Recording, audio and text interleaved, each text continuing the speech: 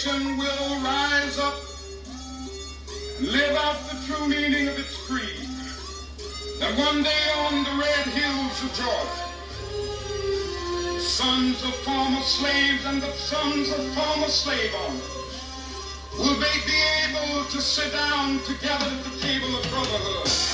I have a dream that one day every time shall be exalted. Every hill and mountain shall be made low. That was a rendition of Dr. Martin Luther King's dream about what he envisioned today would look like, and that was 57 years ago. But today, as we all know, we have an outcry, we have issues around Black Lives Matter. That's a clear indication that maybe, and it's safe to say maybe, that dream hasn't really fully been realized. The manifestation of the physical, the physical manifestation of the dream may have truly been realized, but not entirely, because there's probably a little bit of the psychological and mental aspect of segregation that is still in existence, and that will take us to the next issue we're going to address, and that is systemic racism. In response to Black Lives Matter, we've had an outcry of people responding back and saying all lives matter. It's very true, it's indisputable, all lives in fact matter. However, all lives can't matter if Black lives don't matter, because Black lives is part of all lives. And that response, really just reaffirms a society centered around white privilege. It's sad to say that, but it's the reality. Black Lives Matter has been in existence for, a few years now already, but very recently it was highlighted in the mainstream media by a 9-minute murder of this black man who was killed in broad daylight as the whole world watched. It was very painful to watch. It's very painful to even talk about that particular events of that particular day. That happened in broad daylight, and it made people really upset, and people were so hurt, and that protests began about Black Lives Matter. Well, out of that there have been a few issues that have stemmed up. People are now talking about systemic racism, discrimination and whatnot. People are in denial about systemic racism. Systemic racism actually is a form of discrimination against people of color or people who are different, that is really embedded in our day-to-day life, in the institution, in the way we do things in the society. And now it's really become a normal, and people think it's normal to do things the way they're done. And this is just to uphold, in some cases, white supremacy, but in most cases it upholds white privilege. Unless you're on the receiving end, you may be clueless, you may never understand what this is all about. You may never understand. And systemic racism works hand in hand with gaslighting. Gaslighting actually, tries to reinforce, the ideology of systemic racism by actually suppressing the victim. For example, if someone has been discriminated against and they are bold enough to speak about the issues around what's happening to them, the people in authority, the people who have the power to do this, will set up the gaslighting. They will make this person question their sanity. They will peddle untruths. They will peddle lies to try and exonerate the aggressor and make the victim the bad guy in this case. And this is just to silence the voice of the people being oppressed.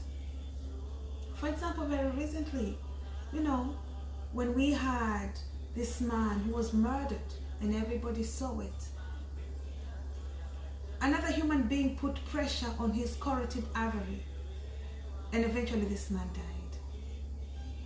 But then, with this same whole thing about gaslighting, we had, medical practitioners who came out and say, he died of, pre-existing cardiovascular issues. We don't deny this man probably had pre-existing cardiovascular issues, but they were only exacerbated with what really happened, the events of that particular day. It was really hard to believe. And for a minute, some people believed it. But, given what has been going on, everybody's asking questions. That lie couldn't fly. The lie couldn't fly at all. And sometimes, even in that particular situation, they tried to even dig out this man's past. Saying, he had all these issues, he had a criminal record. So they were trying to shift the narrative from what had actually happened, trying to exonerate the person or justify why maybe all these bad things happened. And that is what happened. That is what happens in the daily life of people who are black. And that's why people are crying right now. Another example could include maybe it's just a young black man leaving the gym maybe at 10 p.m. in the night, walking home, going to the parking lot to drive home. And just because he fits a profile of someone who stole maybe in the stores 3 months ago, he will be confronted by maybe the security or the police. And because he wants to defend himself, and maybe that won't go too well, he might end up dead or end up in the ICU. The white privileged people who don't understand that kind of situation may come out and say, oh, well, listen, what was he doing at that hour of the night in downtown? There's no law that says you can't walk in downtown at that particular time. There's no law that doesn't say you can't do that. They may further argue and say, you know what, I always walk my dog in the same street at that particular hour. How come that has never happened to me? That can never happen to you. Because of the privilege you have. They would in fact try to walk you home and make sure you get home safe with your dog. All these things are very hurtful. People are angry, people are sad, people are lashing out. All these things are happening, and at this point, what do we do now? Because we don't want to have Black Lives Matter 20 years from now. I know at different levels of leadership in the government, there are discussions around what should be done to eradicate or mitigate systemic racism. Some people are still in denial about it. If you're in denial about it, it's a high time you really drag your head out of the sand and, let's work together to deal with this issue. There's no reason for all this hate and all these things going on. We should find a solution. So, first of all, the change has to start with the person you see in the mirror every day. Many people say, I'm not racist, but that but has to be taken care of. Change has to start with that person.